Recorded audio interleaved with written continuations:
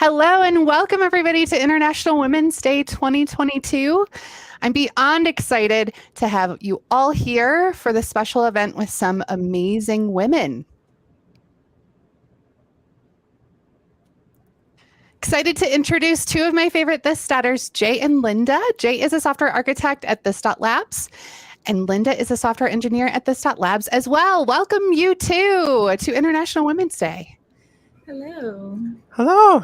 Thank you for the introduction. I'm sure you say that to every engineer at this talk. And look back at the archives. I do not. Jay and Linda will be our hosts today. And we're going to go ahead and get started as far as our sponsors go. So I'm going to pop you guys off and bring you all back in just a moment.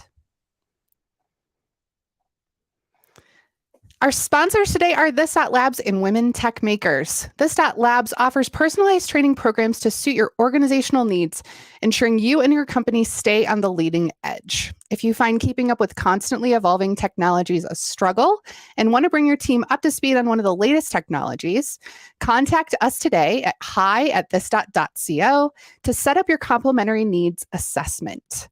Women Techmakers are building a world where all women can thrive in tech. Google's Women Techmakers program provides visibility, community, and resources for women in technology. Find out more about events, memberships, ambassadors, and initiatives at womentechmakers.com. And very excited, we are hiring. I feel like we have been saying this for a while, but we are still hiring. If you are a software engineer or a developer advocate, send us your info at jobs@this.co. Or if you want to take a look at our current job openings, you can go to this.co/jobs. And with that, I'm going to hand it over to Jay. Hello. Yes, as you can see, we have a packed morning for you here. We have 3 brilliant talks from amazing speakers. Getting Started in DevRel by Pachi Parra, Breathing Fire, Success and Growth as a Technical Woman by Stacy Devino, Writing the Imposter Wave to Senior by Jessica Janiuk. And after that, all of those 3 speakers, as well as some special guests, will join us for a panel discussion to close out the morning.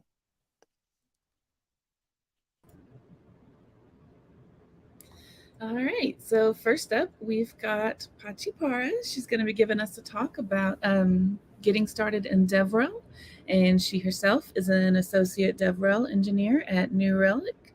Welcome, Pachi. We're happy to have you.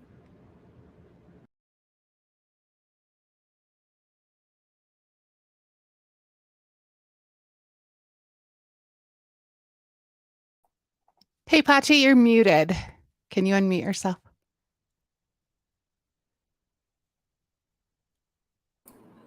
See? All good. Take it away. Thank you. So yes, thank you so much for inviting me, for having me here. So I'm Pachi. I'm known on the internet as Pachi Codes. I work as a DevRel engineer at Relic. I am a streamer and co-founder of Feminist Tech, a community for women and non-binary people that create tech content. I'm a cat mom and I'm a community lover, and community is how I got started with DevRel. So the agenda for this talk, let's talk about a little bit about what is DevRel. For like a lot of people still don't know. So I'm gonna talk more about this. How did I find out about DevRel? How I started? What people DevRel do? And then I'm gonna tell you how we can actually get into DevRel if you think it's cool. So what is DevRel? In short, DevRel is short for developer relations, and that is what it is. We work with these relations with developers, okay?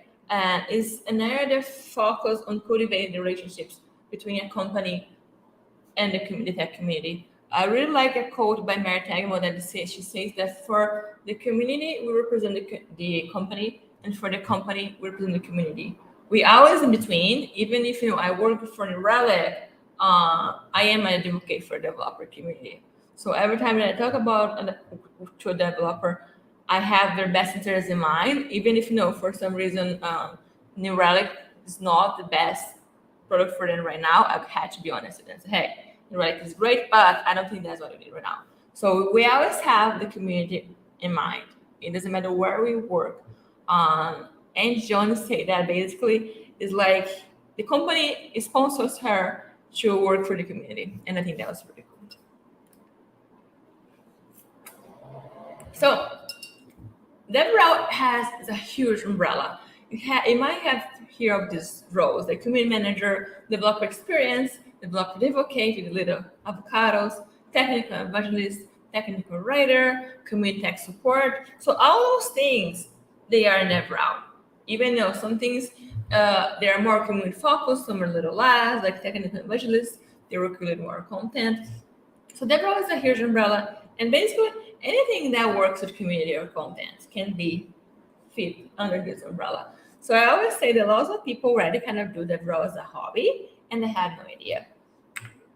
So what DevRel is not a new thing. I always like to say that because I feel like this last 2 years has been like DevRel here, DevRel there. Is it a new thing? No, like Apple had a thing in their 90s. And now, as you can see, there are people that have been here for more than 15 years. So DevRel is not new. The nomenclature DevRel, maybe, but the advocacy, the work that we do is not something new. And it's global. Of course, the North America has more people, but it's expanding. And I'm Brazil now, so I'm ready to bring DevRel to Brazil. Now, why does a company hire the DevRel team? And this is very important because once you get started DevRel, this is going to drive the work you do. So the main reason why it should drive awareness and adoption, right? So for example, last year, my first year on Relic, our job was just to go there and make people know that, hey, New Relic exists, we have this product, and you care about the community. I didn't have to write anything about the product, just hey, look at us, we are cool, and we care. So this is awareness and adoption, just clicks and make people understand the product and start using them. The second biggest thing is this education and support. We are always learning new things. There are so many tools. So developer advocates, people in DevRel, we go there and you teach people. And that can be about our product, yes, but sometimes it depends on what the focus of the company is. Just educating developers in general, because the developer right now, if you're starting to code, you might not be a client right now, but like 3 years in the road, you say, hey, I can be a client now. Engagement, we are big in social media. Some people even, mix us with influencers. Influencer, I feel that's kind of a sensitive word, but we are kind of influencers, like not all people in DevRel, but I would say a good part of people in DevRel have big communities, big engagement. So we are all there on social media, talking and make friends and connecting the community. Excuse me. Feedback is an important thing. The biggest difference about getting feedback as a DevRel and just regular feedback is that us as developers, we understand what the other developers are saying, so we can gather more honest feedback, and that's very important. As you can see, this graph is wrong because sales is like just 1%. We don't really do sales. If you get started DevRel, people tell you to do sales. Like, you run away. Sales is not our thing. If somebody say, hey, Pachi, I really want to buy your product, I can say, great, go talk to the sales team. And you can make that connection, but we do not do sales. In contributions, people that work with open source, we get developers to be part of it. Now, what do we do? I always say that DevRel has 3 pillars. The first one is create content. And that can happen in different variety of forms and shapes. The first thing that always comes to mind is write technical articles. Speaking, like I'm speaking right now. YouTube videos, live streams, creating content. That's the first pillar of DevRel. The second one is community relationships. And that is very attached to content creation. The community is the base of DevRel. Nowadays, the base of if you want to be a successful developer, it's much easier to have a strong community, and you nurture these relationships with events, with talkings, just engage with people and build real relationships rather than just networking. And the last piece, that's what makes us developer relations, is that we code. We do not stop coding. We do code much less than a developer that does this 8 to 5, but we still code. And depending in those roles that I said in the beginning, depending on which was your role, you can do like lots of coding and a little bit of everything, or you can do lots of curated content and don't code much. So the percentage of each one of these pillars going to vary in your role and in the company goal, but you're going to do a little bit of this. So I like to tell my journey because I feel like it's good to relate. I started to learn to code in the end of 2018. Free code camp, online things. In 2019, I started blogging, and that was like my first content creation pieces. In 2020, I started getting really active on the communities like Twitter, Dev.to, just talking to people, engaging, making friends, and I also started live streaming code on Twitch. And then on August, I was in the interview process for this doc. And Tracy was like, hey, we don't have a developer position right now, but, have you ever thought about doing DevRel? And I had no idea what DevRel was, but I really wanted a job. So I was afraid of saying, I don't know what DevRel is. And maybe DevRel was a very basic thing that I should know. But at the same time, I didn't want to say no because what if DevRel was cool? So I did a really quick research on the internet and I learned more, very shallow what DevRel was. And I told Tracy, like, hey, I never thought about it, but I would love to, to talk about it. And I started working the DevRel here, because also some people that are hosting this event. And that opened the door for me because after I found that DevRel was a thing, I was obsessed. I read all the books that I found, all the posts, all the podcasts, and I was doing just part-time here. So, it was great, but it still wasn't paying the bills. And one day, somebody that I know from Twitter, I have lots of Twitter friends, she was like, hey, I'm interviewing for this DevRel job. The company is cool, but I don't really like the streaming piece. Are you interested? Oh, yes. So I had the interview and I got hired in 1 week. And I like to say that because that's the power of community, okay? This person, she knew me. We know each other from Twitter. We are friends, but we never saw each other in person to have like a very deep relationship. But for what I put on Twitter, she considered me a good enough person that she could recommend.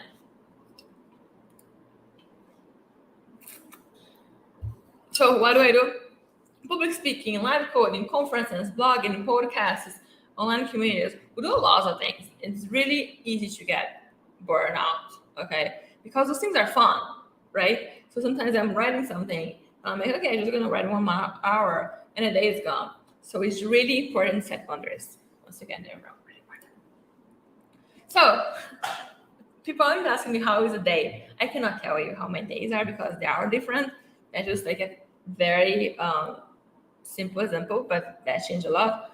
I wake up, do my stuff, plan my day, do a stream of 2 hours, go to my first team meeting, have lunch break, start writing, then work is on the slide for this talk, and go record a podcast. So you do a lot of things, and it's changed a lot day to day. Now, what are you here for? Can you be a DevRel person? So DevRel is fun, but it's not for everyone. It's here for everyone. But you have to be comfortable with certain things. First, you have to be a dev. I hope it is to kind of change in the future, but right now for the market, it's really hard to find a job in DevRel if you're not a dev. You can be a junior one. Like, I had like a year of experience as a developer once I got my first DevRel job. But you have to have the life experience so you can really relate to the developers. You have to really enjoy learning new things. And I know that every developer says that, but with DevRel is your job. Like someday people can happen to me, say, hey, we need an article about this topic in 2 weeks. And that was something that even was on my learning radar. But I had to learn that. So it's even more than the regular programming. You really had to like to learn. But it depends in your job. You usually don't have time to dive too deep in things. Like, just learn things and go to the next thing. And the most important thing, do you like to share? Really, share knowledge. That's the main piece. You really have to, and that's not, we can be a developer relations without that, but if that's what makes you special, is you really have to care about your content and about sharing about the people that are receiving your content. Okay, how you get started? First, find your type of content, okay? We're gonna build a portfolio here. And maybe you always wanted to be a YouTuber. So let's get started. And whenever I started, I want to do everything. I want to do YouTube, Twitch, Twitter, writing, I do lots of things. I'm gonna really burn out. So choose one thing, okay? And let's focus on that. And it can be anything. It can be a bit TikTok if you're a young person. And okay, they're gonna be a bit contradictory, but start blogging. Even if you choose something else, blogging school has a lower entrance bar, is more accessible. And if you like doing a YouTube video, you can write an article about that video. If you're doing a talk, you can write an article about the talk. So, and it's an easier way to portfolio your content skills, because now reading is easier, faster than watching the video, listening to a podcast sometimes. And last but not least, find your people. Community is the most important piece in DevRel. And it can be like the tech Twitter, there's lots of great people there. It can be the pilots community. It can be Dedato. It can be, whatever you find your people that you're comfortable with, communities that you can give back to people. Not just, when you enter at the Discord channel and they're just there and they're just like consuming their content and their tips. No, if you want to be in DevRel, you have to start giving back to your community. And with this, you can be a nice, strong portfolio. And that's how I got my first job. That's how I got my second job. And if I get a third job, I'm pretty sure that's how I'm going to be getting it as well. Just giving back to people, sharing, and being authentic. So I have a repository with some resources, DevRel books, newsletters, things that I feel like are very useful. The business value of developer operations by merging about this book is pure gold. It's a bit more advanced. So if you're starting from zero, I really recommend getting started in developer operations by St. Julian.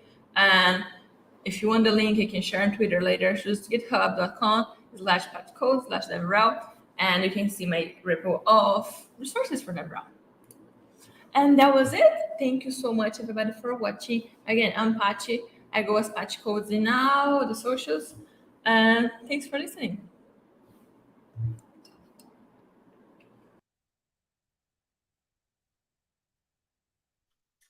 Thank you very much, Pachi. And coming up, we'll have Stacy Devino, a principal engineer at Stitch Fix, talking to us about success and growth as a technical woman. Take it away, Stacy.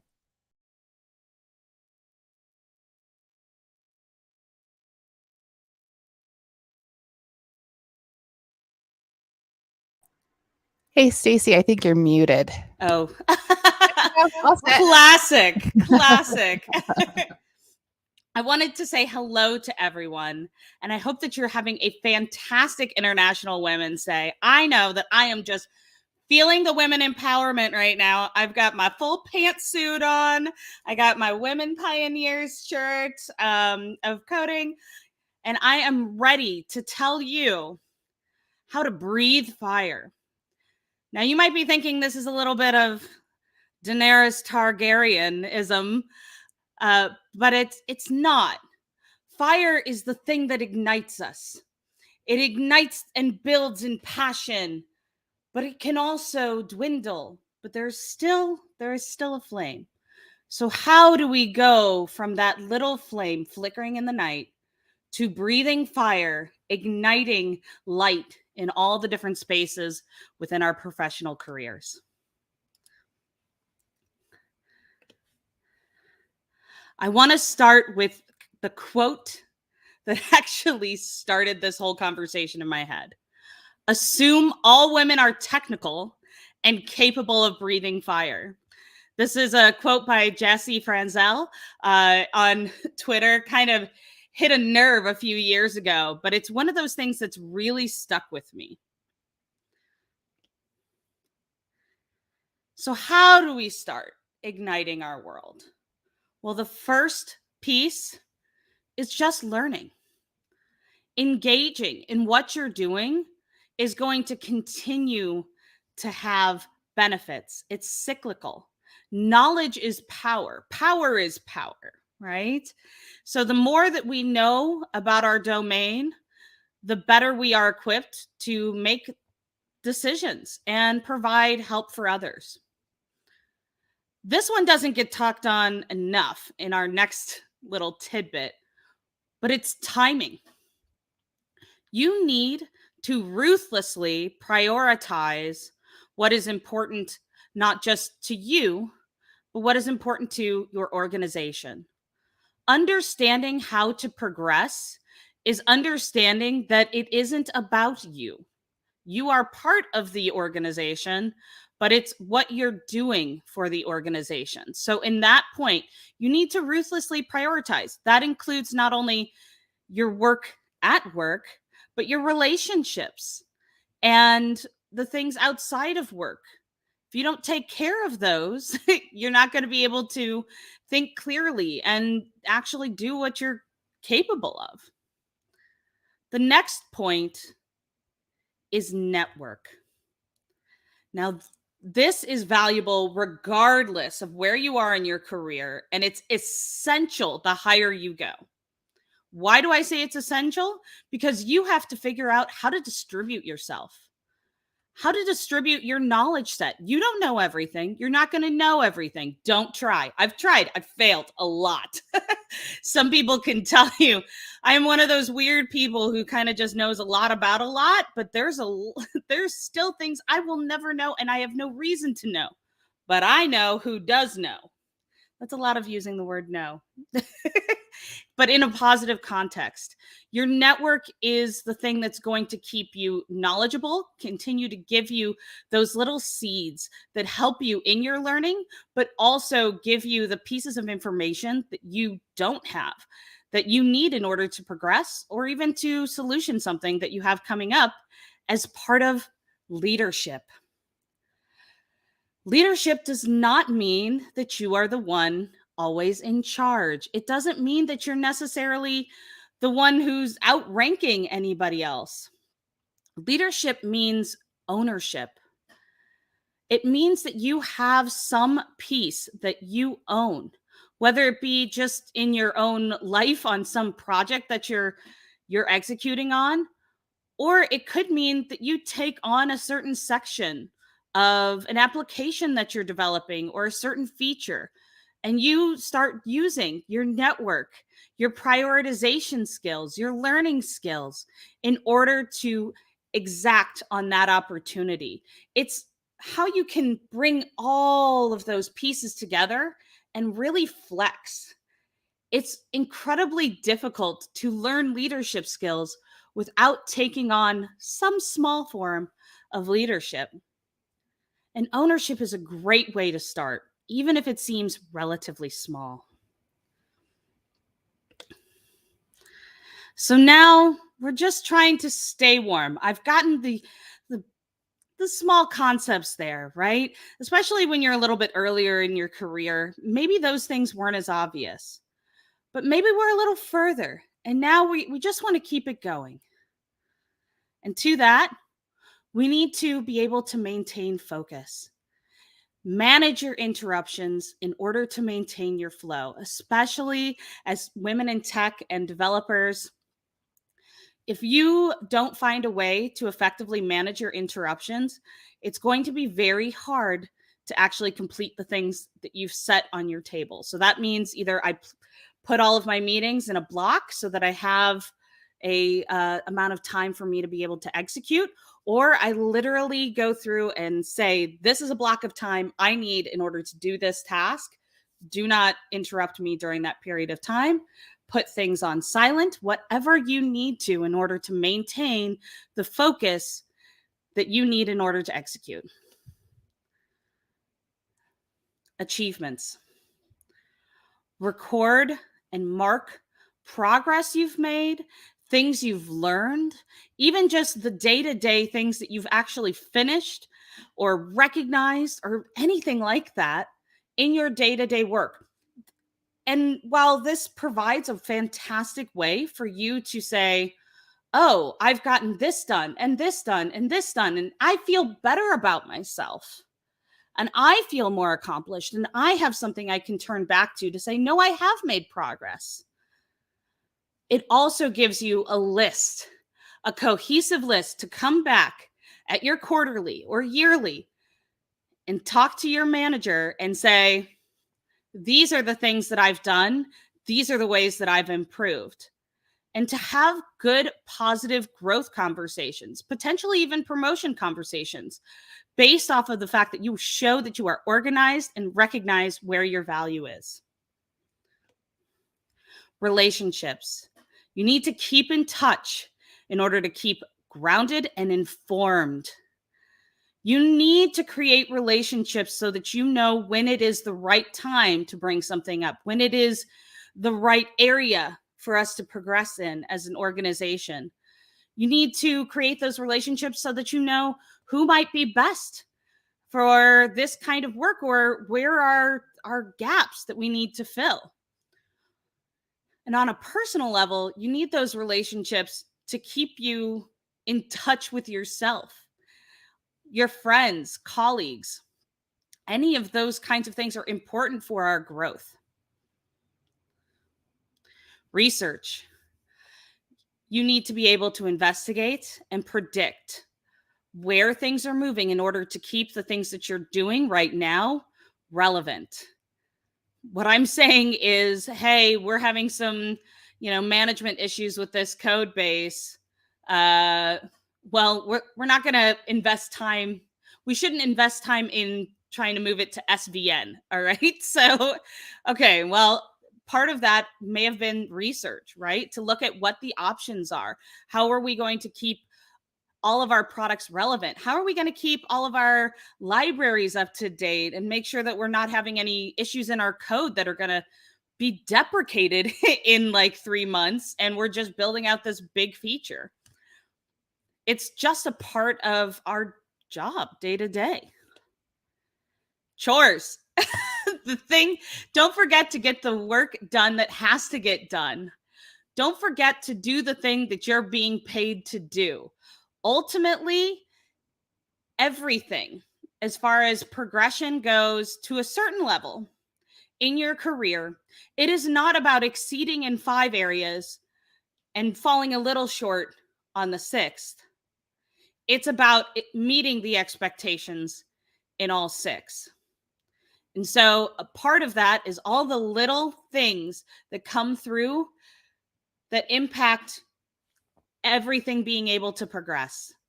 And those are your chores. So, wow, you're at this point. You're starting to feel validated. You're executing. You're getting the positive feedback that you want. You have literally made yourself a seat at the table. And you're being received positively.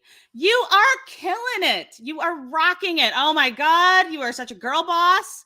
You are just exploding. Oh, you are flaming. You are a girl on fire. You are killing it.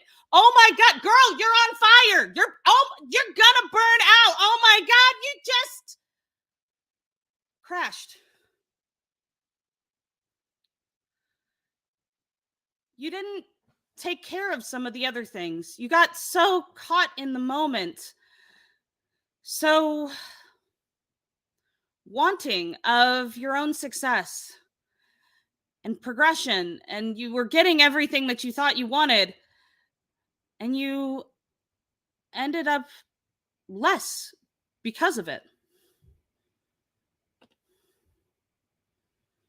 If you feel burnout setting in, if you feel demoralized and exhausted, it is best, for the sake of everyone, to withdraw and restore yourself. The point is to have a long-term perspective. A quote by the Dalai Lama.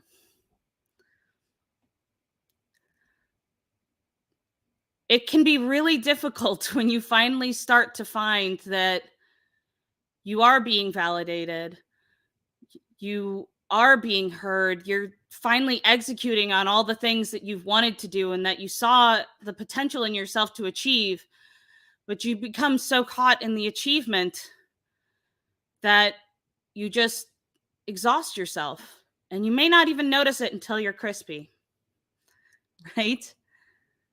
You need to have a long-term perspective on your goals, personally and professionally. So how do we think about that in terms of cooling down? We need to have hobbies. We need to build relationships. We need to value ourselves. And sometimes just be okay with not being productive, with doing the things that make us feel good, even if we're bad at them. I certainly have some things I wish I was better at, and I'm consistently trying to make sure that, at least for my own satisfaction, I create something every day. So for me, one of my cool downs is cooking, or I've gotten into latte art just in the last 6 months. But it's important that we identify those things, that we spend time on those things, that we allocate time for those things. We don't say that they are just something I might get to. You literally put it on a calendar, put it on your schedule, because otherwise you might ruthlessly prioritize them out of your life. And then I'd say the final point is we're all in this together. We are lucky enough to have other people around us, hopefully, that are a support system. Even if you don't physically have someone with you right now, or you don't have friendship that you can rely on at this point in time, you have the women here that are speaking to you, that are available and have posted contact information. It is so hard sometimes to feel validated and to move past some of the things that may have happened to you previously. I know I'm constantly judging myself by the achievements of others, whether or not I'm doing so intentionally, but it's important to realize it's not about someone else. It's about you. And breathing fire means that we can't always be breathing fire everywhere, or else we'll burn the whole place down. We need to choose when to ignite, when to cool down, when to let our flames rest. And with that, my name is Stacy Devino. Here's some of my contact information, and feel free to get my slides here. Thank you very much. Thank you so much, Stacy. That was awesome. All right, our last talk is going to be from Jessica Janiuk. She's a senior software engineer at Google, and she's going to be talking to us about riding the imposter wave to senior. Welcome, Jessica. We're so glad to have you. Thank you for having me. Hello, everyone. Kenobis and Grievuses, friends and frenemies, all of you, happy International Women's Day. My name is Jessica Janiuk. I'm a senior software engineer at Google, and I work on the Angular framework team. You can find me at these socials if you would like to. You can get a bunch of my nonsense on there. And I just want to point out that nothing in this talk solely applies to tech or engineering. It can really be applied to any career. So just keep that in mind. But before we do that, you may know me from such films and publications as Imposter Syndrome, a heckin' thick case study. Wonder Woman Goes to Google. Puns and other ways to make your audience love-hate you. And Cooking with Swords, how to keep all your limbs. Coming soon to where fake books are sold. This is your one and only pun warning. There will be puns. You probably didn't need this warning, but there it is. And of course, my words are my own. I work for Google, but I don't speak for Google. So just keep that in mind. So today we're going to talk a bit about what I call the imposter wave and riding that imposter wave to senior, how you can take your career to the next level. Maybe it's senior, maybe it's whatever level you're moving to. And if you've never seen this visualization before, it is of gravitational waves. So there is a Dr. Nergis Mavalvala. I'm probably messed that up, but she is one of the people that led the team that was responsible for the first detection of gravitational waves. And I just think it's an awesome way to visualize this talk and maybe give it a little more gravity. So before we actually start jumping into the rest of that, I want to tell you a little bit about how I got to senior and really my relationship to senior, just real briefly. So, I've been senior at Google for a little bit, but I started my career as a video producer, not in tech, but then transitioned to tech, transitioned to engineering in 2009. And at that role, I actually jumped into a lead role, even though I was self-taught for a lot of reasons. Was then kind of poached and moved into an official senior title at a nearby company.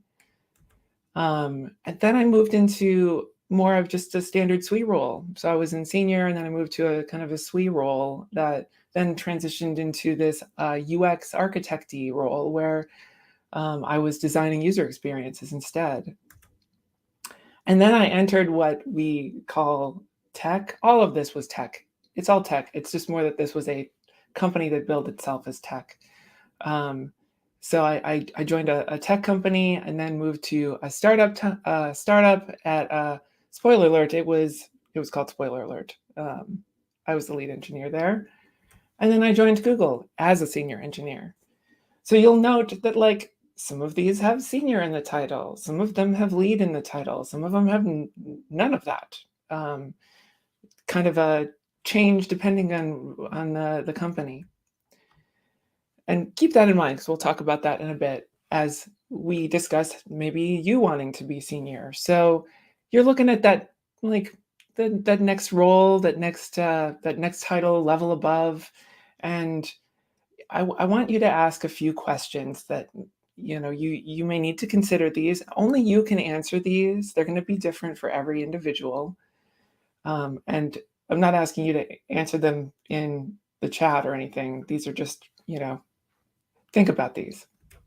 Number one is, what does senior mean to the companies that you're working for? Like I pointed out in my career, some of those roles were senior, some of them were lead. All of them were different and had different responsibilities. And understanding what senior is at the company that you're at is really going to help you understand how you can actually get to that title or that level. Without understanding it, it's kind of a vague thing that you just need to work towards and you really don't know what to do. An example of how confusing this scene can be, you can check out levels.fyi and look at all of the major tech companies and see the levels, the titles, they're all different. And it can be really confusing if you want to move to that role. Next up is, what does senior mean to you personally? Why are you seeking this title? Is it the prestige of the senior label? Is it recognition for all the hard work you've done? Or maybe it's money. Maybe you want that pay raise. All of these are valid, but understanding what it means to you and why will also help shape how you seek it out. Because what you may learn is that the title doesn't really matter. If it's money, maybe you can move to a different company and you'll get a pay raise with that. If it's prestige and recognition, there are maybe other ways that fill that for you personally. And maybe it is, all of those things are wrapped up in this senior title, but you need to answer that for yourself. Number 3 is, are you in the right place? So by this, I mean, what does your team look like? Are you surrounded by people on your team that lift you up? Or are you surrounded by people who maybe are kind of in the way, more toxic, and that's a concern. So we'll get to that in a bit. Also, your manager. Is your manager interested in your career? Are they helping you find ways that you can move your career forward? What about the company? Does the company support you? Do you feel like it's a good company to move up in? Is there even room for you to move up? If you look at the slate of people above you, is there a space for you to be in that promoted role? this is a really important question, because you may find that some of these aren't true. And in that case, it may not make sense to even seek this out at the company you're at or on the team you're on. So definitely ask this question. It's really important to note, no job is worth your health and well-being. So if you are in that situation where you're feeling like you have like a toxic set of coworkers, or the company just doesn't like really support the employee group, and or you have a manager that really just feels like they're keeping you down, please find another job. Find something that fits better for you. Number 4 is, what do you want in your career? So do you want to be a kick-ass independent contributor? Do you want to design projects from the ground up? Are you interested in managing people?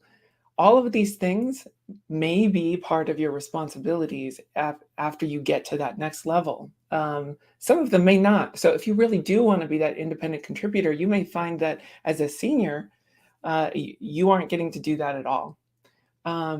And understanding that will help you decide if that's the right move for you. Another thing to consider is, do you like meetings? Because you're probably going to be in a lot of them if you're a senior engineer. And if you don't like meetings, there's that trade-off. So these are the questions that you should maybe think about as you're looking at that next level. Okay, so the title of this talk was about an imposter wave and imposter syndrome. So we're going to talk a bit about a tool that I use personally throughout my career, and I call it the imposter wave. What is the imposter wave, and how do you ride it? So this blog here is where this image comes from. Check it out, because it really does speak to kind of my feelings on imposter syndrome. But you can kind of think of the imposter wave as a sine wave, where the peaks of those of the sine wave is when you're feeling super confident, and the troughs are when you're feeling super imposter-y.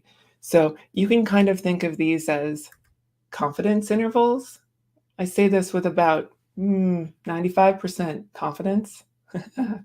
Statistics puns. They said I couldn't do it, but I did it. Anyway, you can also think of this as, how often am I comfortable?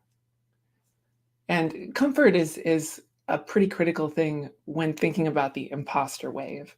So you can really look at the imposter wave, or the whole experience of imposter syndrome, kind of like this double helix, the imposter syndrome double helix, where when you're feeling your peak levels of comfort, you're also feeling your minimum levels of imposter syndrome, and vice versa.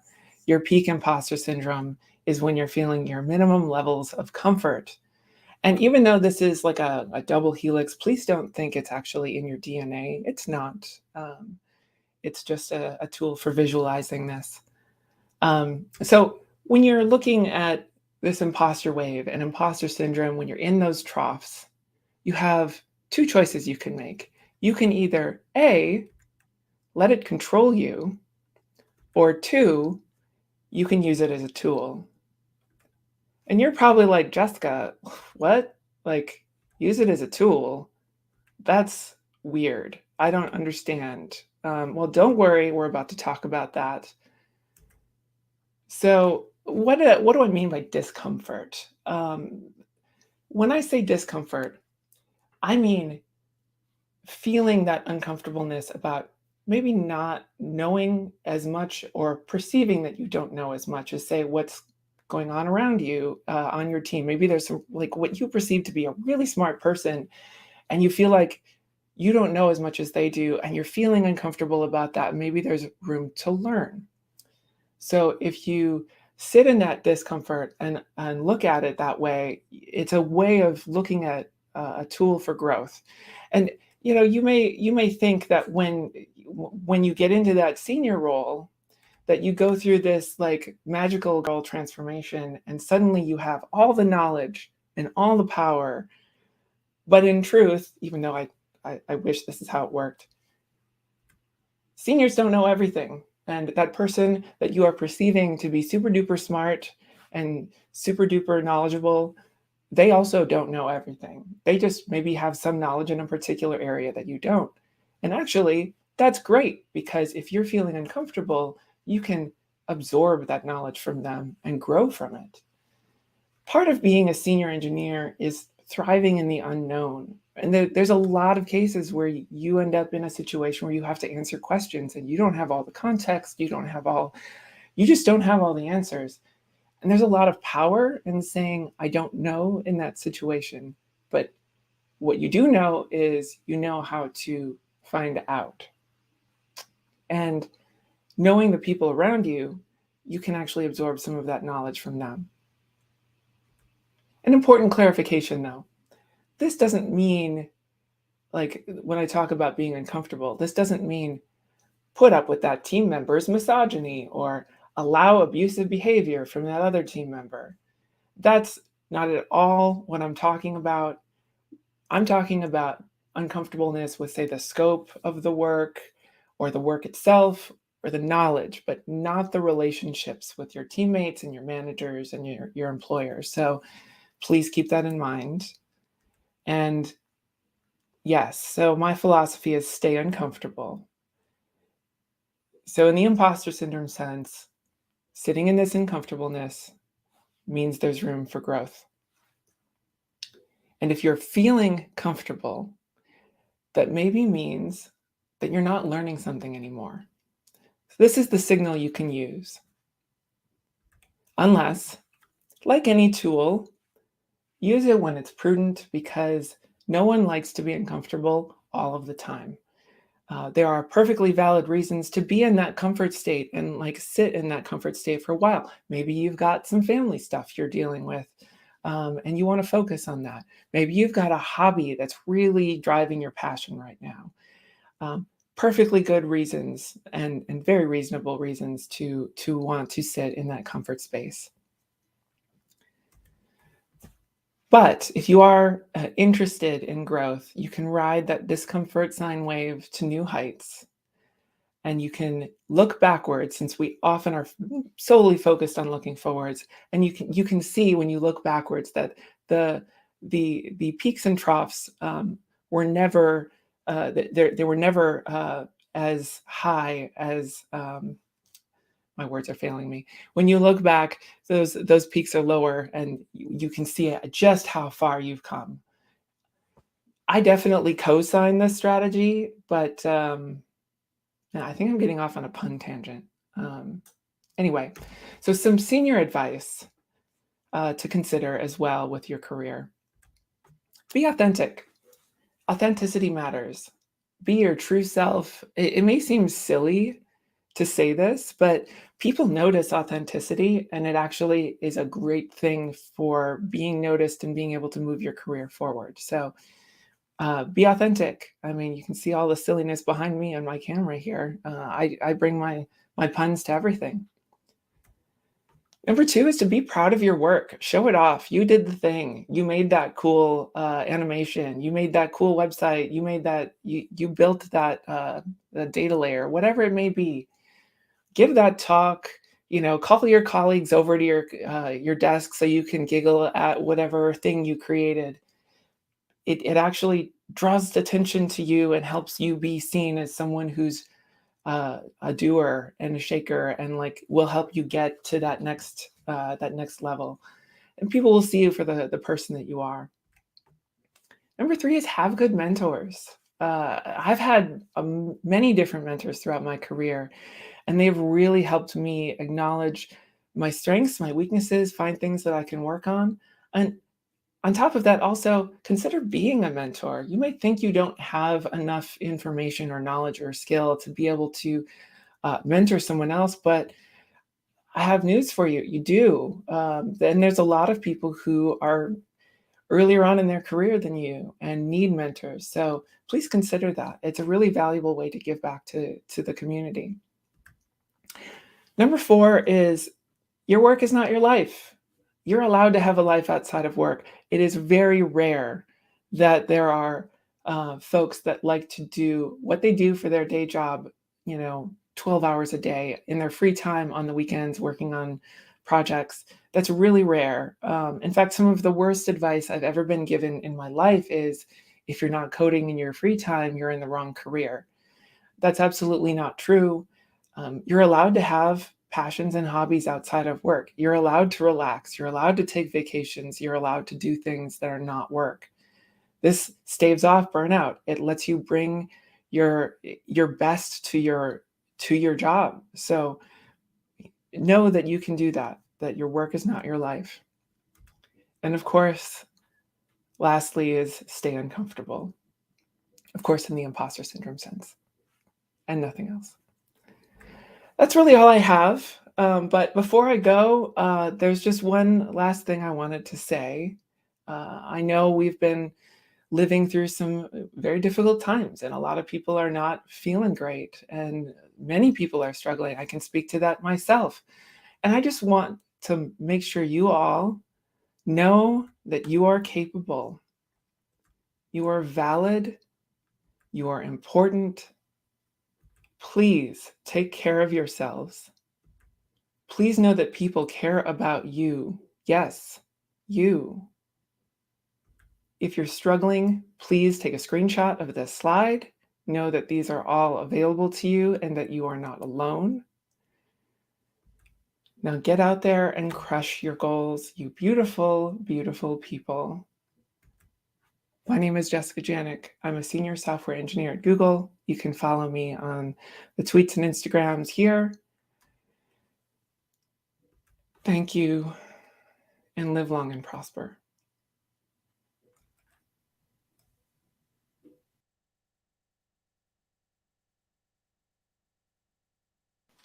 Okay, thank you so much, Jessica.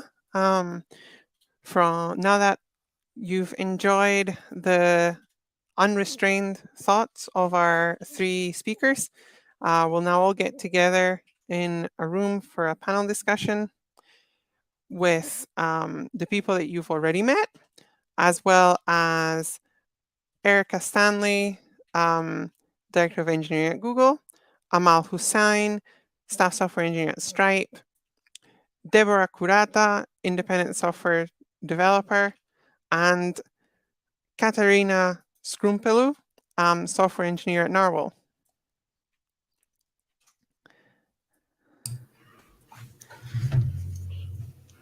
There we go. How's everyone doing? Great. Good. Feeling it. Feeling all the vibes right now. Just I'm vibing. Yeah, it was a great series of talks. I was there backstage watching. But I guess to get us started on the discussion, let's have a bit of a positive icebreaker. And in the past year, what have you learned that has really stuck with you and you'd like to share with each other and with our audience? I can go if. Mm-hmm. So I've learned that it's really important to have hobbies that don't involve tech. For most of the last few years, even hobbies were kind of revolved around tech and kind of being isolated to the point where the only thing you really did, where you saw people, even if they weren't in 3D, they were in 2D, was being at your computer. Made me really want to find different things to do to kind of entertain my brain. I just want to take a moment, and I think it's important to also mention the women in Ukraine, because I think that their bravery is unbelievable. In addition to that, I think the main thing that I've learned over these past few years is not only that technology is amazing. My poor dad, every time we get on a call online using one of the online tools, Google Meets or whatever, he is just astonished. Where are you? Are you? And so I think how we've been able to leverage technology over the last several years is something that's amazing.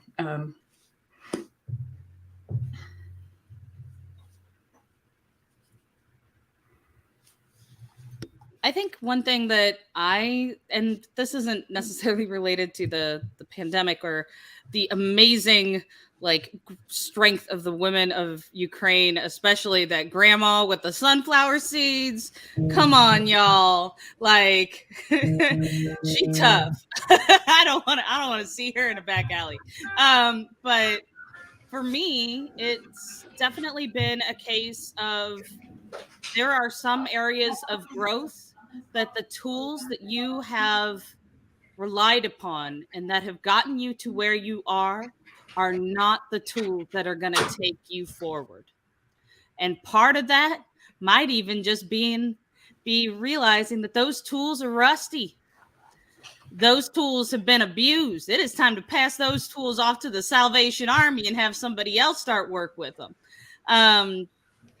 And, to a certain degree, there are things that you can't outsmart, you can't outwork, you can't out-endure as part of that growth. And so I'm in a stage of honestly learning to let go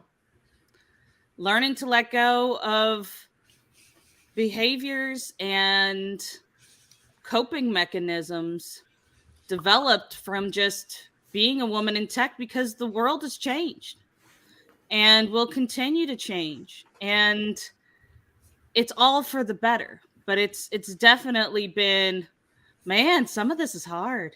Some of this is incredibly hard. Takes forever too. But yeah, really, it's the power of introspection.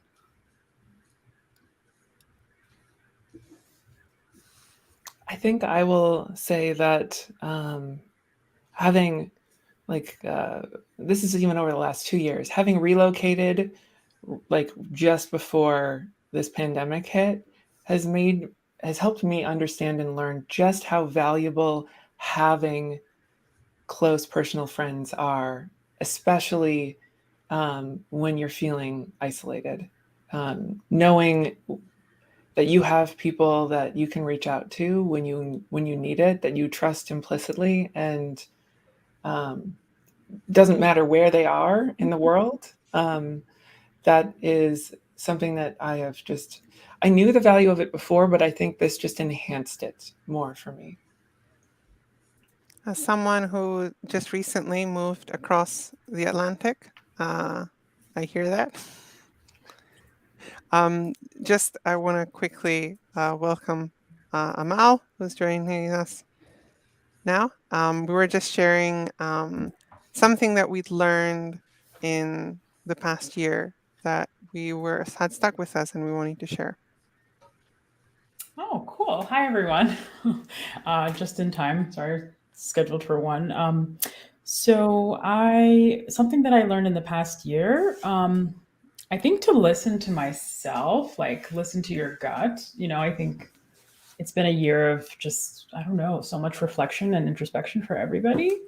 And I think, taking a minute to kind of actually just go at your own pace, physically, mentally, right? Kind of trusting your inner clock or whatever. So yeah, I tend to be someone who really goes very, fast at life. And I think this has been the, I don't know, first time that I think in months and almost over a year now that I haven't really burnt myself out or anything. So just from listening to myself. So I feel like this is progress. So that's where I am. So just listen to yourself. FOMO is a real thing on many capacities. Thank you so much, everyone. I think I'm on a similar note as Amal. This year, I've been trying this for the past 2 or 3 years to not overcommit to things and just listen to myself and take time for myself, not just only for work, but for anything really. So yeah, I think the thing that I learned this year is that when I overcommit, I stress out, I burn out, I feel that I'm not doing anything for myself. I feel that my time is being stolen somehow. So I learned to not overcommit and just maybe not commit to anything other than my job, like my 9 to 5. And if something else comes up, well, sure, I'll jump in, but not like commit.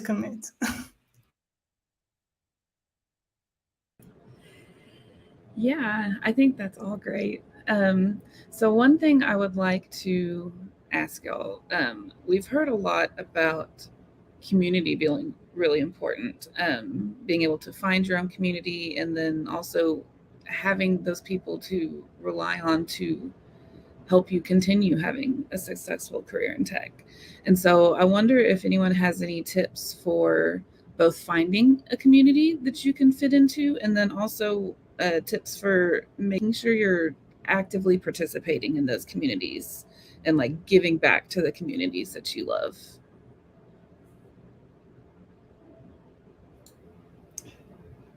I've got one that pops into mind, which is there's the Women Techmakers program. If you hop over to the Women Techmakers website and find a group in your area, they're great, and I have made many friends through that program. So yeah, that's my big recommendation. They're all over the world, and they're free and they're great.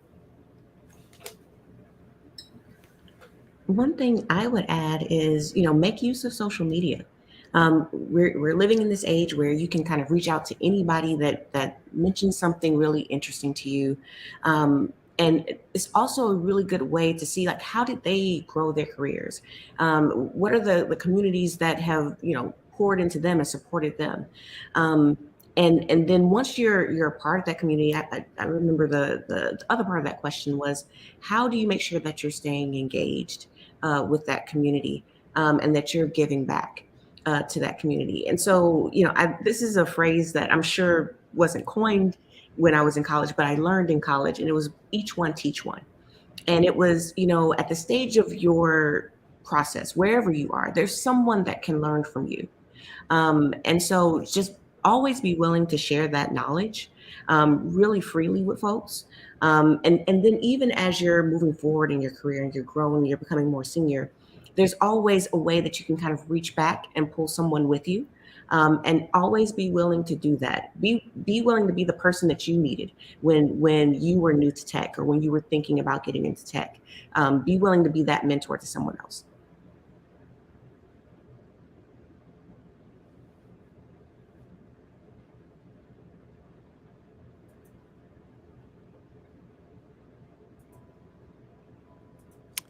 I think you're muted, Stacy, if you're trying to say something. I'm just trying to think in terms of, how did I find the wonderful women that are part of my support group? And, that I can tell you, I have had lovely conversations that have gone on for hours with a few of the women that are here today. So, and I've gotten to know completely outside of my domain and have, very little to do with my day to day, but shared experiences. So I think that the important thing to note here might just be not just engagement in your particular area or line of work, but people who align with your kind of goals and your morals and who value the same things in their life, to be that backing, that board that you bounce your ball off of at all levels. And I say this very importantly, at all levels in career and at all levels in terms of their personal lives, and where they're so that you can provide value to each other on an individual level, and that you can start to create this collective of people around you, but also interconnected with each other. And it is not a case of, I do React, therefore I need to be all in the React dev community in every regard, right? But you should be present. It is a great way to keep that learning, that engagement that I outlined earlier, but it is not exclusive.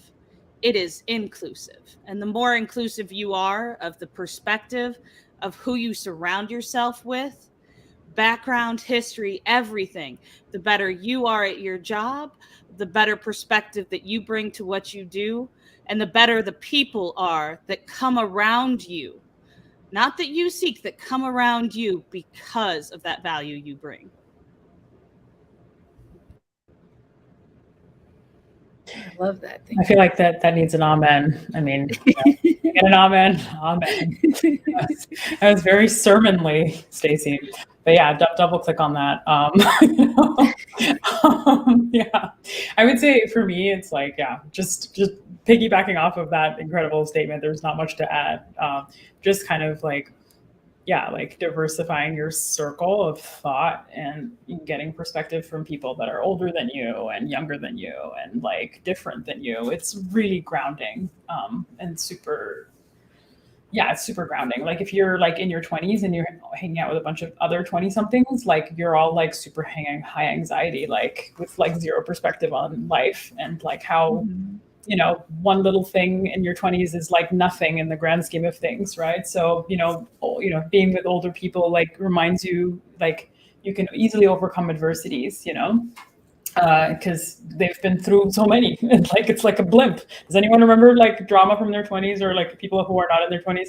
I'm not in my 20s, so I'm just saying like perspective is good. That's just like one small, you know, age is just one angle of that. You know, so it's really, yeah. And our industry is just like super thrashy, right? Like tech is very thrashy, and like the more you can have like people who can give you different perspectives and ground you, like, you know, the more you're kind of able to withstand that thrash. So yeah, just kind of as an extra little piece to that, that perspective might just tell you that there are things that occur in your line and area of work that are generational in what their experience is. And to not instantly think, well, I'm going through this, so everybody else must be going through some form of it too, or, you know, or it's a certain domain. That perspective has value because it can help you nail in on what it is you are trying to solve, what you are trying to figure out. So, yeah, and I think Katerina had a comment as well. Oh yeah, it was not a comment on what you said. I wanted to talk about a different kind of community. So if we have wrapped up with this subject. Go for it. Okay. Yeah, I was so when I would hear the word community, and especially tech community, I would think of, you know, meetups or groups or like more social groups or, you know, some Twitter lists or something like that. But I have realized in the past 1.5 years that I work on an X and I go on GitHub to answer to issues and help contributors, I have realized that even an open source project on GitHub can work a little bit as a community. And I was thinking about it today because I was looking at the questions about the panel, and I had this in the back of my mind. And so today I saw a new issue that someone had posted on the NX GitHub page, right? And I went and I thought, oh, I know this person. They have submitted an issue before. They have made a pull request. So I talked to them like I knew them, right? And I told them, you can contribute if you want, and you can join the contributors. And then I went to another issue, and there was, in the comments, there were other people that I've seen contributing and replying. So I realized that all these people sort of form this community, and we've never met, we've never even talked, right? But even that is sort of a community that's forming behind an open source project, you know, and it does involve contribution and taking back, because you ask and you contribute and you answer. So I guess that's another form of community that can form in our field.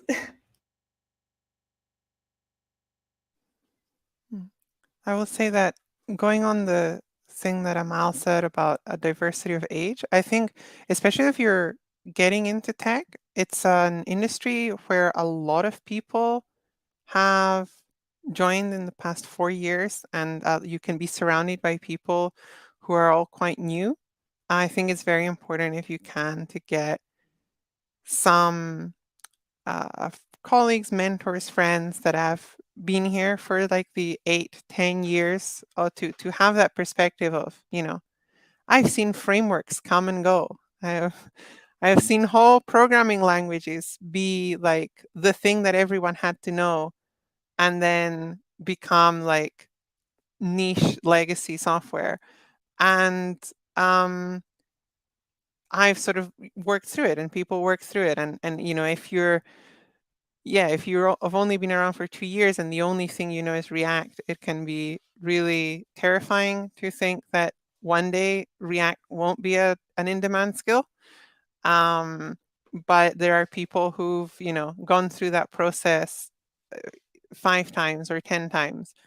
And it's okay. It's not, it's not that difficult. So that's another important part of perspective that I think can sometimes be difficult to get, because so many people are so relatively new these days. Because it's great that so many people are coming into tech, but it does shape the circles you find yourself in. Yeah, I love to double click on that, but I want to pivot to another topic that's springboarding off of that. Are we allowed to do this? Can we? Yeah. Yeah. Oh yeah, you're encouraged. All right, excellent. So I would say that's an excellent point, and thank you so much for bringing that up. Because really, there's kind of foundational knowledge, right? So there's this deep, just knowledge that stays with you, that you're able to translate, as kind of the trends change. And then there's kind of, temporal solutions that are tool du jour. Here's the community's consensus on a few different best practices, right? These are maybe some popular tools that solve this general type of problem. These are popular today. In a few years, there'll be this other tool that's, an abstraction on these problems, and it solves it better or more performantly, and everyone's moved on to that. And what's more important is understanding what problems tools are solving, when to use what, right? And kind of investing in your ability to learn, and trusting in your ability to learn, because there's no way that you, or as a singular person, are going to learn everything that you need to know, even for your job, right? Every company has its own Snowflake stack. They have their own set of tooling. When you're able to kind of contextualize things and put them into buckets and say, oh, this is the tool that's used for this thing. Okay, got it. Let me learn the interface for it, or let me know when I intersect with this thing, right? But kind of investing in your foundational knowledge, right? If you're a front-end developer, that's maybe investing in mastering JavaScript, understanding, how browsers work, understanding asynchronous kind of handshakes, and, learning how to debug in the browser, and, all of it, timing, performance, whatever. There's many verticals that you can kind of specialize in, but there's high level foundational buckets. And if you're a backend engineer, that's maybe, understanding how to kind of design a relational database, right? Being able to kind of, shape and design an API, et cetera. Knowing kind of what the general foundational kind of focus areas are is going to help you bridge the gap for any time you need to learn something new, because you'll have a map to put it back, you'll be like, oh, this thing belongs in this part of my knowledge map. And so, you have a place to put it, and then you can kind of start expanding into it when you're ready, or right away, right? But just kind of know that you kind of have to manage your incoming, and otherwise it's extremely overwhelming. And that's why you see a lot of people come into tech and then they leave, right? They kind of try to pick it all up at once, and no single engineer here has picked up anything all at once. We've all picked up our skills over many years, over time, and they're cumulative. So, I really love that point.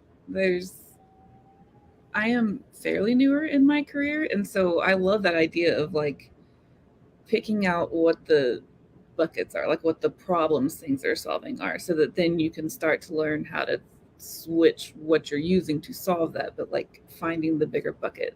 That's a great way of thinking about that. I love that. And I wanted to add a little bit onto Amal's, specifically not targeting about the folks that are kind of new to mid-career, but especially to the women in their senior careers who've been doing this, well north of 10 years, we'll just say. And it's the ability to let go. It's the ability to say, I have mastered this, and now I am a point or a resource for others. And now my job is to clear the road and to make it so that they have the ability.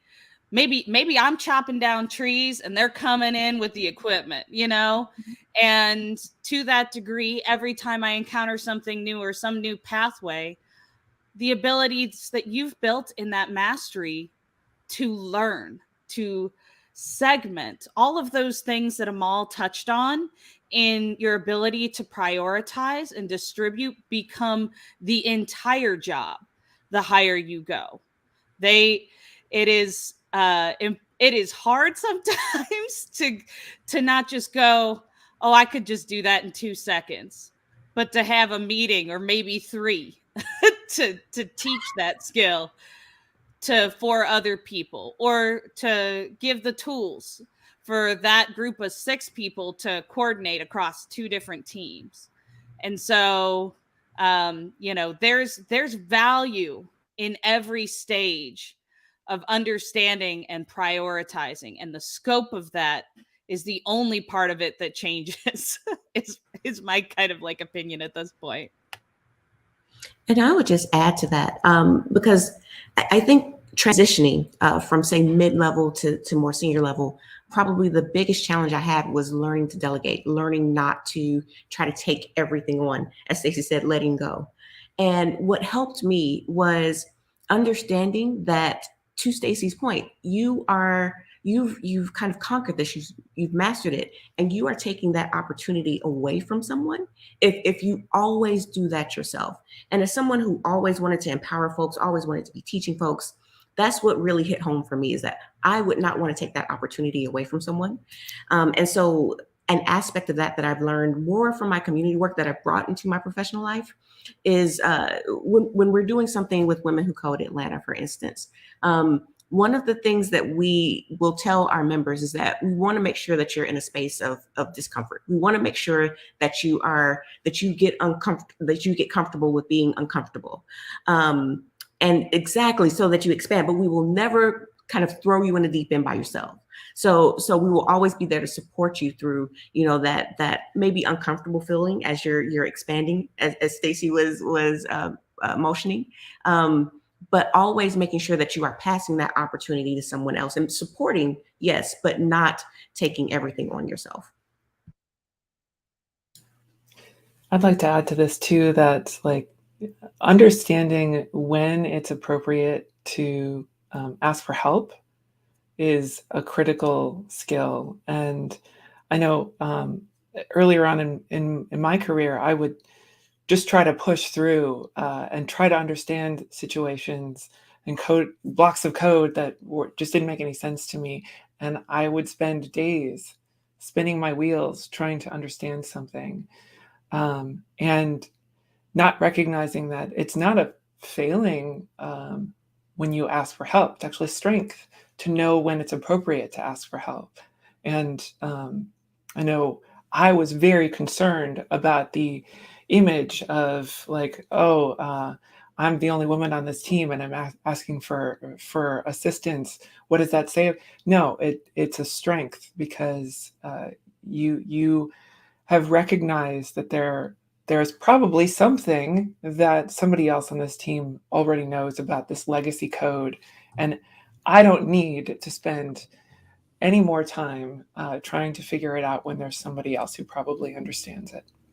Yeah, when I was just starting out, I felt like a 2-year-old constantly. Why? Why? Why? Why? Why did we do it this way? Why did you use that technique and not this other thing? Why did we use that tool? Why do? And it was, I'm sure I was completely irritating, but I think it's really important to feel comfortable enough. And one of the things that I was very lucky in is I started my career earlier than most of y'all.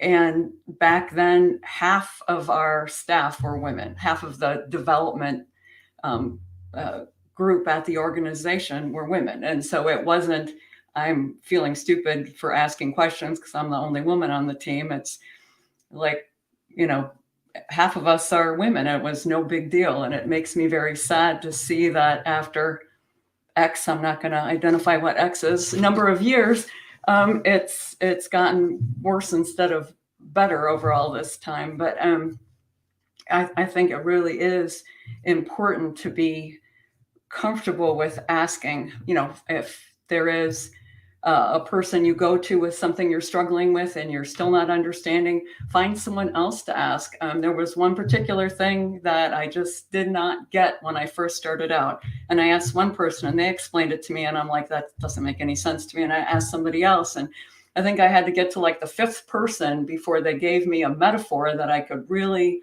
think, understand what it was called, a null device. And it's like, what the heck is a null device? And it took me a really long time before I understood, what that really meant. And so the point is just keep asking, keep finding people, use social media. Frequently I'll use Twitter to ask, questions about, is this way better or is this way better? Or why would someone do this? So I'm still asking those why questions after all of these years, because those questions are important to really grow as a developer. If you don't understand why you would code something this way or why this methodology is used, it makes it harder to actually apply it and learn going forward. I would also add something that Deborah touched on, and I think Amal touched on earlier, is kind of learning how you learn. So Deborah mentioned, it took her, a few people before she had the metaphor that really stuck with her. And so I think part of kind of growing your career, getting to the next level, is understanding how you learn and mastering that, and kind of approaching your growth as kind of a curriculum for yourself, that you control and that you design, that's based on how you learn and how you grow. And then as you move up in management, it's also important to start acknowledging how people under you learn, because it's really helpful to help them if you understand, are they a visual learner? Are they one that does better with a metaphor? Are they one that just really needs to just read? Are they one that needs to watch a video? So to help, you help those coming behind you, learning how they learn can really help you help them. I'd also like to throw out there that, like, in the situation where you ask somebody and you don't understand the answer that they gave you, that's not a failing. Everybody communicates differently and they communicate in their own way of visualizing the space. That's not necessarily conducive if the person that they're trying to explain it to doesn't have that same frame of reference. So finding someone that essentially speaks your own technical language in your own head is really important and really helpful. And you shouldn't feel bad if you don't understand the way so-and-so explained the solution. Yeah. Soft skills always matter, right? It is important that we be able to effectively communicate. It's, at least on a personal level, it is an area I am continually putting more growth and effort towards. And I don't believe we'll ever stop. But in kind of touching a little bit on what Deborah said specifically, it's not just about finding out how someone learns, but the key to building highly effective teams is to understand each other and have a certain level of compassion, not empathy, compassion towards where everyone is coming from, to be able to orchestrate what motivates this person, what makes this person really excited. How do we balance a little bit of chocolate with some eating your vegetables and getting down your oatmeal, right? How do we sweeten that oatmeal a little, right? There's always going to be a situation where you want to make sure that you are helping everyone accomplish, you are providing stretch moments, you are allowing people to exceed in the areas and the specializations that they want to, but you are maintaining a bit of stretch in some of those other skills, perspective, and a little bit of realization that, hey, we're here for fun, but we got to get this done, right? I think it's really difficult, and it's one of those kind of relationship skills that some people might be better at from leadership side, but it still takes investment. It takes investment for you, even if you're new, to understand how someone else better communicates, what they really enjoy doing. How do you get the things that you need from them in order to do your own work and do it without it being a pain or having to bring some manager to come in and help you do it. So there's a lot of value in all of these different areas, especially when it comes to relationships and learning and building and executing as a team.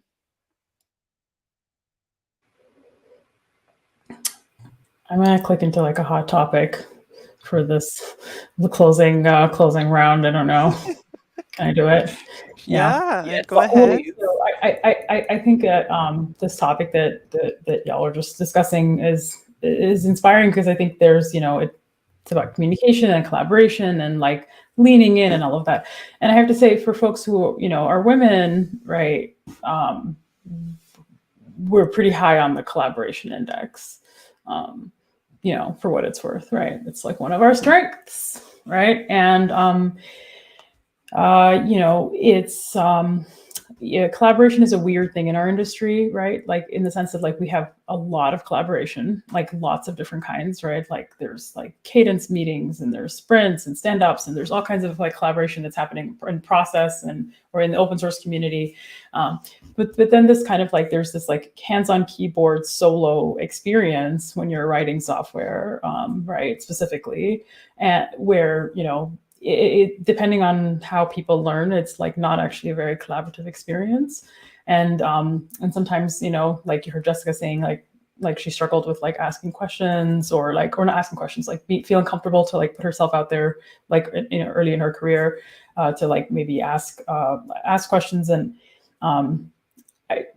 like women are actually like typically, like because of our collaboration skills, like we're able to get more done, like, right? Like when you collaborate, you get more done. Like a lot of my male counterparts just throughout my career,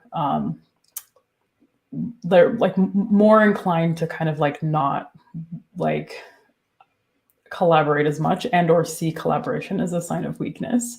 So I think that's the hot topic that I wanted to click into. Like, don't let anyone ever make your collaboration skills and like your community B skills like ever be seen as like a point of weakness or a point of failure. Like it's a huge point of strength. And most tech companies, like their biggest problem is communication. And it's exactly all the topics that you all were just touching on. And you have to kind of double down on that. Like if you really want to be like an organizational leader at any capacity, as a junior engineer, senior engineer, mid-level, director level, et cetera, like communication. It's like really like key to being visible. It's key to getting people aligned. And it's hard. Like communication is hard. It's not easy. Collaboration is hard. It's not easy.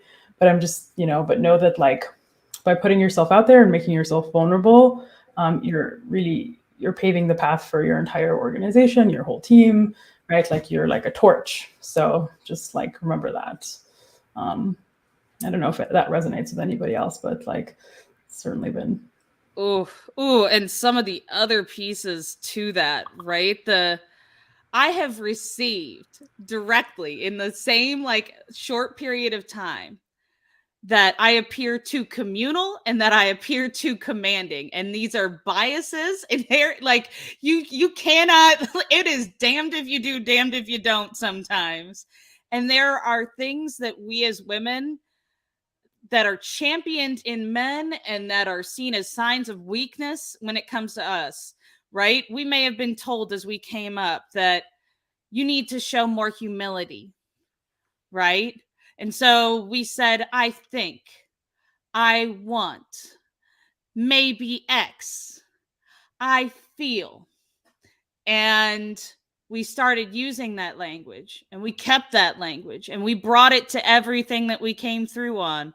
And then we got well, you don't seem like you're telling people what to do. Right. And then that comes back and you have to make those adjustments depending on the environment. I feel becomes I sense. I think becomes I've researched. And all of these contextual pieces where you bring that collaboration, but you bring it from a sense of strength and from a sense of partnership and equality. Amal, you hitting it hot today. You hitting it hot. I love it. I love the hot takes. And I want to touch on something Amal said and also something Stacy said. Absolutely don't let anyone think that this is a weakness, that communication or collaboration, being willing to collaborate, being a person that can be glue and kind of bring people to the table. Those are foundational things to scaling anything, scaling yourself and the things that you want to do. Doing any very big thing is going to take cooperation and alignment from multiple people, from multiple teams. And the better and better you get at that, you'll be able to scale yourself and your career. So definitely not a weakness, absolutely a strength. And then to Stacy's point, kind of balancing that, especially as you get further and further in your career, more senior, maybe you're a very senior IC or you're a senior leader. I think that the way to balance the way that society has kind of trained a lot of folks in marginalized or underrepresented positions, especially women, to kind of show humility first versus kind of directing or guiding. I think it's to be authentic. I think it was Jessica's talk where she was talking about how we grow our careers. How do we get to that level of seniority? And being your authentic self. If you would not have in your normal life said, I think we should do this, or I feel, then don't use those words, right? Be who you are. And that's the way that you can lead your team authentically, but help them to be vulnerable, help them to be authentic as well. Yeah.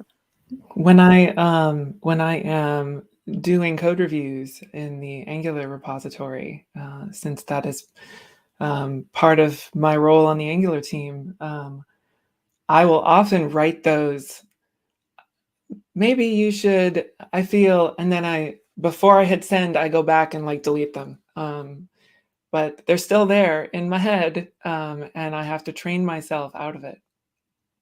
So yeah. I wanted to say that, sorry. Oh, no, go ahead. Just that, yeah. And sometimes you have to be careful when you start doing this to how to interpret the feedback you receive. I know this is probably an experience that we all share. I've certainly had the one thing that has been a constant throughout my whole career is like feedback for me being like, everyone loves what you're doing. Amazing. Everyone is really on board. But could you just do the same thing while being nicer? Could you just do the same thing, but have people feel better about you?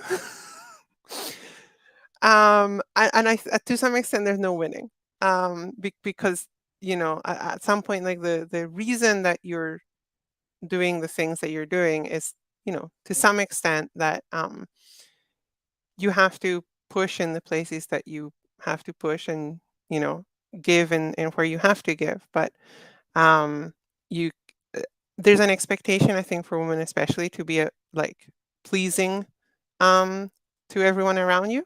And that will probably come up when you ask for peer feedback of oh, but you don't make me feel nice by being in the room all the time. Yeah, I mean, you basically perfect segue into what I wanted to actually mention, and thank you so much for that amazing point. So for me, it's I'm realizing it doesn't matter, being nice and trying to be cutesy when you talk or whatever. It doesn't. I mean, I was told this by my female friend who's very kind of like my feminist role model. I would say I'm a aspiring feminist. I don't even know if I can call myself a feminist because, I'm not good, strong at that stuff in the way that I should be. But, she's it doesn't matter. You don't have to sound nice or try to be accommodating, because whether you're nice or whether you sound assertive, you're still a strong woman and you're going to be judged a certain way. So you might as well, you just own it, and I never really put that, trying to be assertive while trying to sound nice is it's square tires, or something like that. You get there just slower, right? And so I think for what it's worth, I think I have to kind of untrain myself from all of the, social conditioning, just, being socialized, growing up socialized as a woman. There's a lot to unpack there, and trying to kind of be nice is one of them. So, so how do you be nice while not compromising on your level of assertiveness, I think is something for all people to master, but especially women who are often socialized to hide their assertiveness behind niceness, And to a certain degree, all the other things that come with being raised in a certain societal set of expectations that automatically, regardless of how old you are, puts you in a complete, no matter how confident you seem, you never truly become comfortable with yourself as yourself. You might be comfortable with yourself as yourself in certain environments. But, on a personal level, that's what I'm working through. And it's unpacking all of those things that have basically been knocking at your door since you were 5 years old. You don't have value unless you're achieving. You don't have value unless people are acknowledging those achievements. You don't have value unless you're making people feel good. You don't have value unless you're pretty. Unless you're all of these things that have been instilled and beaten us practically to the point that we don't know. In some cases, people don't know themselves. And the ability to have the introspection that allows them to unpack this. Man, that's a little dark.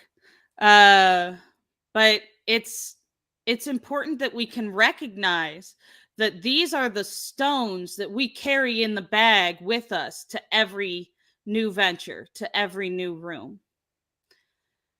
And what does that look like upon reflection?